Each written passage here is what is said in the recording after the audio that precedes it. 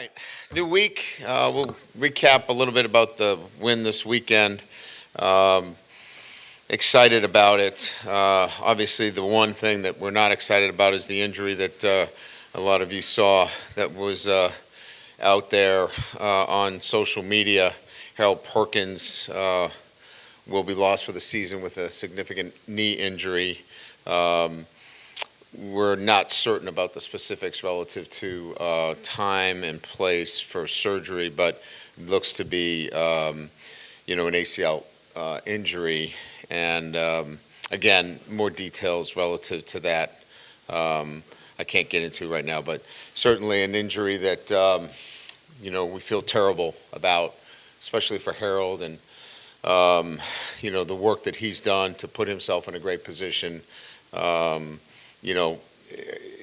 Look, you lose players all the time. You just feel terrible for them individually because of all the work and time they put in. We'll have somebody else step up like we've had this year, right?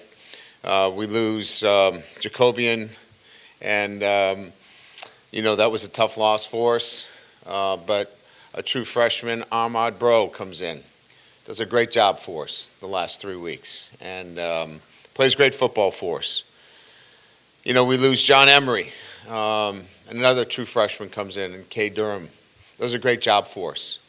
And similarly, we'll have somebody step in here as well. And the next man in will come in and rally and put us in a position where we have success as well. So these are difficult, but we've got really good players that come in and step in and fill in for LSU and move forward. So that was the tough part. The good part was a really good win. What I liked about it the most is I love the energy, the way we started, offensively, driving the ball down and scoring. And what I didn't like is we had some, mental mistakes defensively, but we battled. And in the second half, we shut out, a power four opponent, held them to 14 yards rushing, 64 total yards in the second half. And that goes largely unnoticed, to hold anybody to 64 yards total offense in the second half and 14 yards rushing, and then shut them out 17-0, says a lot about the way this team continues to fight. And now over the last 3 wins they've had, they're 58 points scored, 16 let up in the second half. So those are really good things to build off of. Second half performances. Now we want to build on that for first half performances.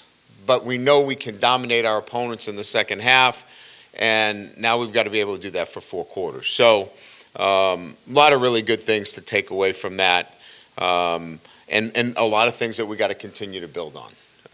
So moving into some of the highlights, Garrett Nussmeier was named the Offensive SEC Player of the Week. Continues to do great things, continues to grow in a lot of areas that maybe we don't particularly see. It's not just throwing the football, it's getting in the right plays, making the right checks, and taking care of the football. He's playing at a high level, really a high level. And then on defense, Braden Swinson, SEC Lineman of the Week. His consistent performance has allowed us to get the kind of pass rush, him, Savion, our interior players certainly doing a great job of disrupting offenses, 12 sacks combined, getting the ball out, getting negative plays, really doing a nice job. So those 2 guys getting SEC Player of the Week says a lot about the kind of things that our team is doing on both sides of the ball. It's hard to get those awards in the SEC with so many teams and so many quality players. To get highlighted like that you know, you got to take a moment, step back, and go, okay, maybe they are doing a couple of things that are pretty good, and we certainly are. So proud of those guys. Mason Taylor, another pretty good player, 8 receptions, 77 yards, receiving yards. Becomes the all-time leading receiver in receiving yards by a tight end, and he'll look to continue to eclipse some more records here at LSU. The offensive line didn't give up a sack for the 3rd time this year. Again, great work in terms of keeping Garrett clean and doing a great job. And as I mentioned, that's 5 sacks for a second straight game for our defense. You know, so really, from my perspective, right? I mean, you're disrupting offenses in a manner that we hadn't over the last couple of years. Special teams, Ramos again, field goals, really clean, and maybe one of the biggest plays of the day early on, the punt from the goal line, the play that Xavion Thomas made on the punt where he was Barry Bonds. Do you guys know Barry Bonds? You young guys here, gals, played center field. Yeah, I just thought maybe we'd do a little great catch, run over the back and make that great catch. I mean, if he doesn't make that catch, that ball hits on the ground, it could be on the 5-yard line. He saves us about 40 yards in field position, and we convert there. But just a great special teams play. I wanted to make sure that we highlighted a little bit of special teams because he's been outstanding and deserves a little bit of credit there. You probably wanted Willie Mays for his catch, but I didn't think I could go that far back here. So I thought maybe Barry Bonds or somebody like that. But anyway. So that's a little bit about the game this weekend. South Alabama comes into town, really good football team. Major Applewhite's done a great job. Catholic High grad, and first year at South Alabama, did a great job at Houston, long time Texas coach, played there, had a great road win against Appalachian State this past week, really tore them apart 48-14. They rushed for 320 yards against a very proud program at Appalachian State, at App State. So, they've got 28 FBS transfer portal players on the roster, 9 of them from SEC schools. This is a team that has some really good football players, led by their quarterback, Gio Lopez, and their running back, Fluff Bothwell. These are 2 outstanding freshman players that you have to keep an eye on. Pritchett, the wide receiver, is very, very gifted and skilled, and an aggressive defense. They can pass rush, really good backers. So this will be a great challenge for us. A team that's coming in with nothing to lose, but certainly a team that is very capable in a lot of areas. Very athletic, outstanding in terms of their schemes, well coached. And again, we'll have to play really good football against South Alabama. So with that, we'll open up to questions. Coach, right up the middle. You talked a little bit about it after the game. Could you expand more on the job that Coach Peoples is doing with the diversity of the players that he's coaching, and also your interior defensive linemen, Suggs, McKinley, both had sacks this week. How important will it be as you guys try to figure out this linebacker role going forward? Yeah, so, Kevin's obviously done a great job with the versatility of, the different players that he has. Savion Jones, Swinson, different types of players. One drops in coverage. The other one is much bigger and more physical at the line of scrimmage. But they also have to rush the passer. They also have to be able to, be great run defenders. Some of the plays that Swinson made in terms of hustle plays, just getting him to play at a higher level coming into to this year. And then add a Gabe Relaford, who's a true freshman that's starting to see some playing time. Deshaun Womack, Parrish Shand, that whole group has really contributed in a large degree. And then inside, we've been, I think a lot of the offseason was about, what are you going to do with the defensive line? they have been a strength for us. Bo's done a great job of making sure that those guys are gap conscious and fundamentally sound and getting off the ball. And we're playing with, as I mentioned, we had, at one time, we had Relaford, we had McKinley, we had Ahmad Bro, all on the field at one time. So we had a lot of young freshman players. You had Spears at safety. So you have five freshmen, true freshmen on the field at one time, and those defensive tackles are doing a really good job. You had Suggs with his first step quickness. He's healthier now. He was battling an ankle injury. We got him back in the mix. Now now you've got some versatility. You've got some big bodies that can stop the run. You've got some guys now that can add some pass rush. It's starting to come together for us, and I think our part of this is, with first-year coaches and new players, they're starting to get to know who their guys are and who they can lean on in certain situations. Yeah, Brian, I know there's always a next man up mentality, but what do you lose in Harold Perkins as a player and a person? Maybe some things we're not privy to as a media we don't see. Well, I mean, he carries obviously an immediate. You got to pay attention to him, right? So from an offensive standpoint, you got to know where he is, so you're game playing against a guy that can wreck your day. So you lose that piece right away. But I think our players clearly understand in this game that you're going to get injuries, and so we're not going to lose our identity or fall apart because of it. But you feel bad for the individual more than anything else. But I think from the other side, I think people would see it as well. They lost a huge piece of their defense, and he is a great player, but there's 10 other players that make that thing happen. And I think it really helps now that our guys understand all 11 have to work harder and have to work together to be the kind of defense we want to be. Just a follow-up on Harold. Can you speak to the personnel, like who may shift, what you may do to replace Harold and his reps? Well, if we want to play with three linebackers on the field, the first guy that would move out there would be Whit Weeks. He would play that Sam linebacker position.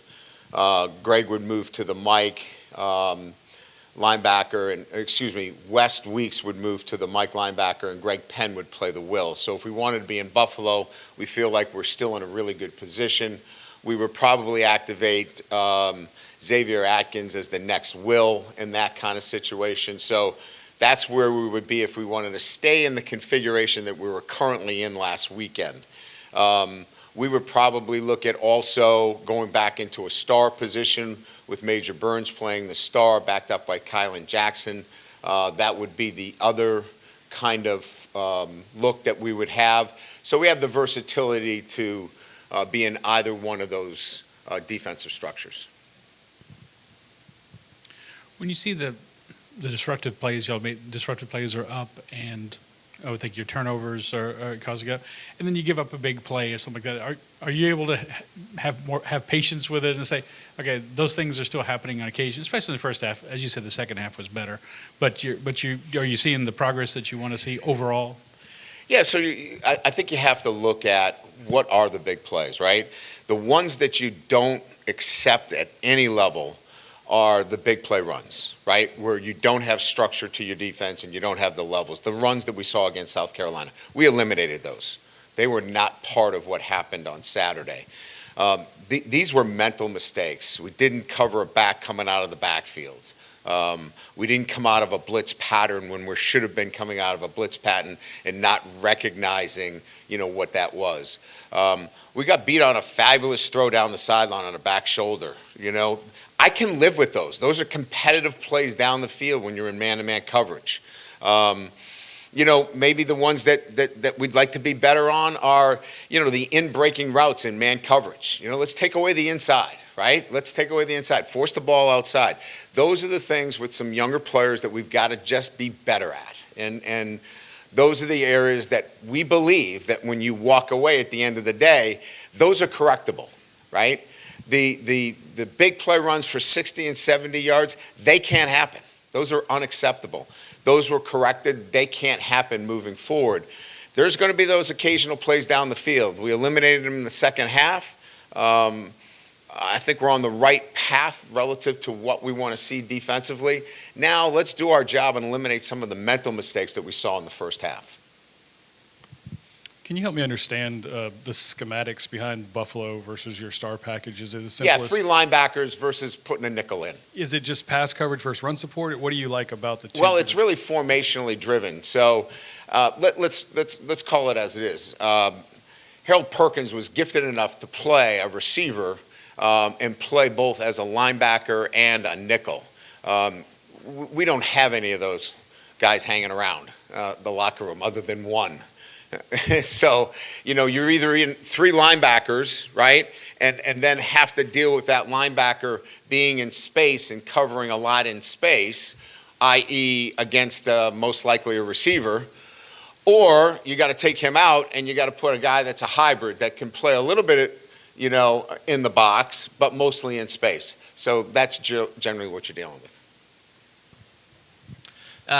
Coach, you mentioned Xavier Atkins, but how are the freshman linebackers sort of developing so far? I think they're developing at the pace that they should be, right? Look, we got a lot of football ahead of us, right? This is an important week for us, as we continue to develop. But, after the bye week, welcome to the SEC, right?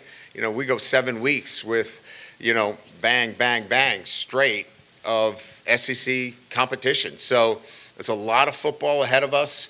We're gradually, you saw Don McKinley, in action. You're going to see more guys that we're gradually bringing along to get involved in more action because the schedule obviously is going to be robust as we go into the last 7-8 weeks of this schedule. So this has really been about building our football team, getting to know our team, know our strengths, know our weaknesses, the things that we have to be better at in all phases of the game. But at the same time, developing some of those younger players so that when we have to call on them, we can get the kind of play necessary to win SEC games. Looked like y'all played a lot of different guys at safety. After watching the film, can you just kind of walk through how you thought that group did on Saturday? I think what we're looking for at the safety position more than anything else is, look, we're not putting them on an island as much as what we want is real good leverage on the football, sure tackling, right, and great communication. If I could break it down to just those 3 things, if you give me those 3 things, then we'll begin to add to the menu in terms of doing other things. Then we'll put you on the slot a little bit more. Then we'll bring you down and blitz you a little bit more off the edge. But we need those 3 things. So we kind of peeled it back a little bit and wanted to look at more safeties to get those 3 things down. The fundamentals of playing really good safety require those 3 things. We saw a little bit more of that this weekend. We need to see a little bit more as we get ready to move into SEC play.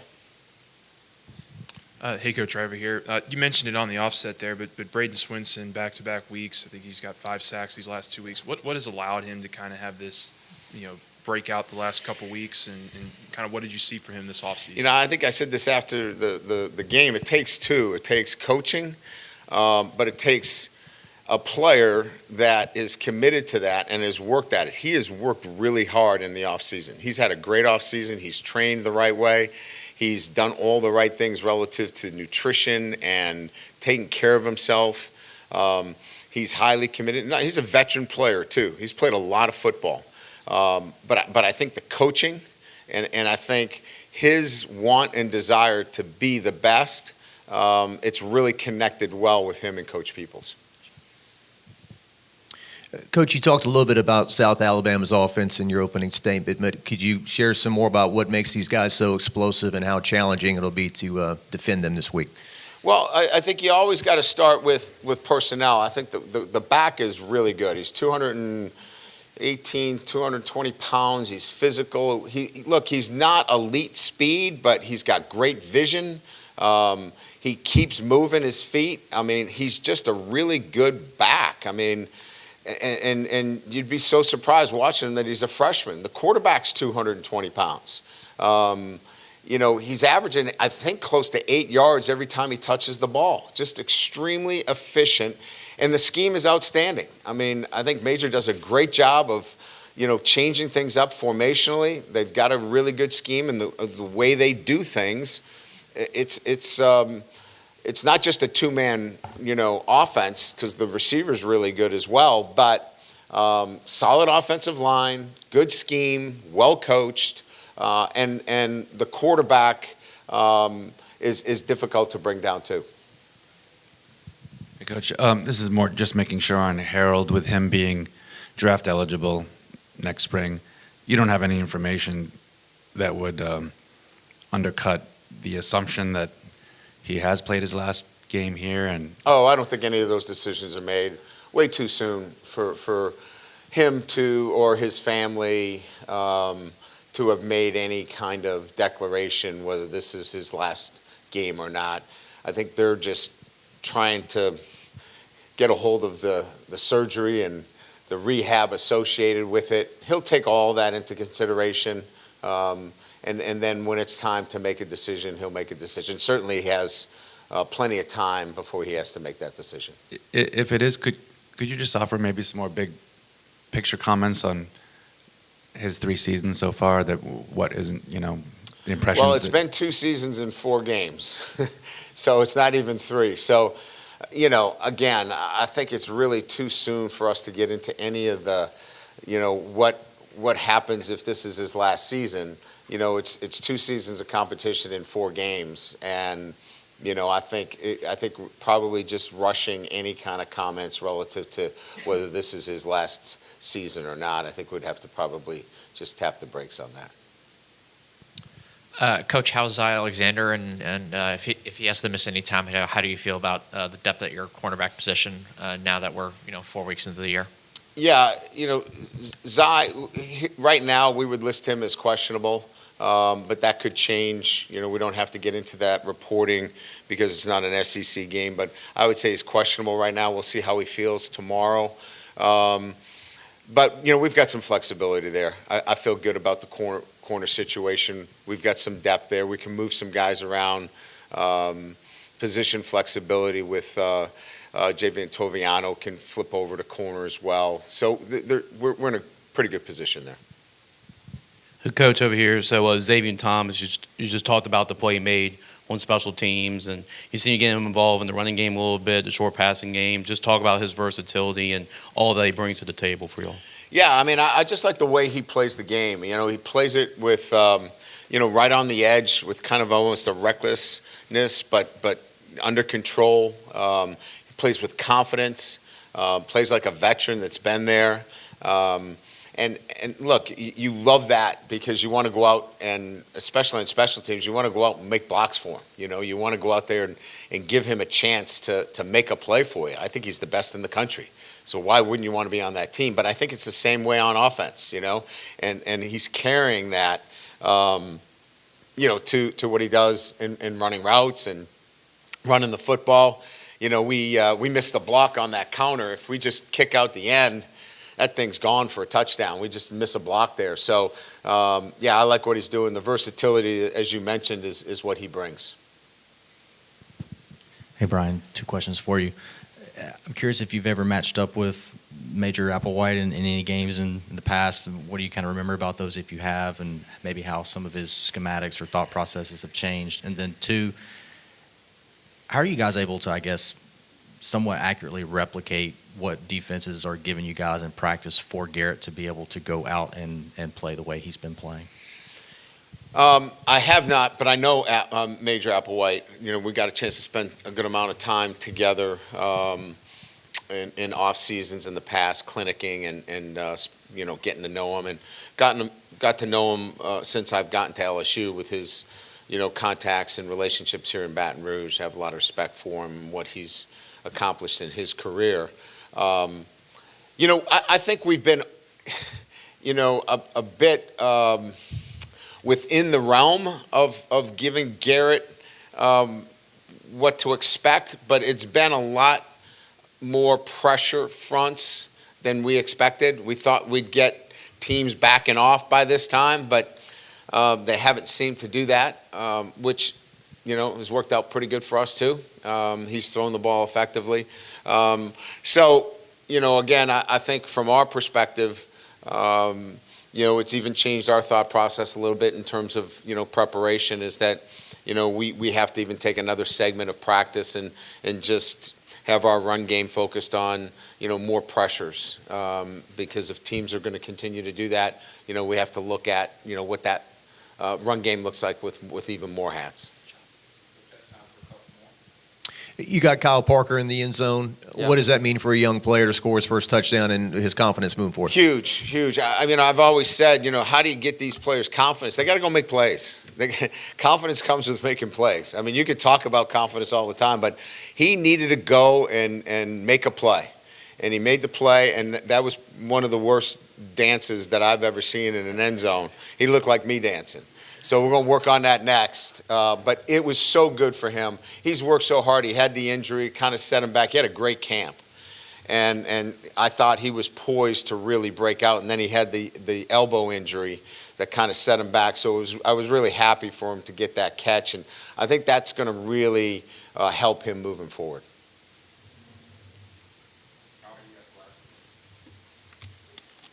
Just staying in that theme, the ability to spread the ball around. I think 9 different guys had catches. Just 9, yep. Yeah, just the job that Joe's doing, obviously Garrett's doing, and the targets are doing.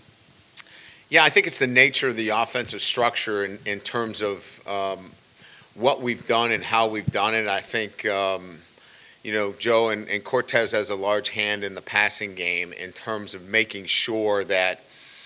Look, if you're just focusing in on one guy, it's. Last year we had, obviously an alpha, and, we had BT as well. This year, it can go to anybody. And now you add the tight end into the mix as your leading receiver right now. It's very difficult to defend us. And the backs are catching it for touchdowns, the tight ends, a number of the receivers. It's a pretty comprehensive passing game. I think we need Chris Hilton back. And this seems to be the week where we feel like we're going to get him back healthy. If we can add that vertical passing game, another element to it, I think it just makes it even better. And that's what this has been about. This has been about, getting all the pieces in place, working out some of the issues that we needed to get better at, doing our job consistently, play in and play out, getting to know the personnel, the strengths and the weaknesses. We've had to get through some injuries.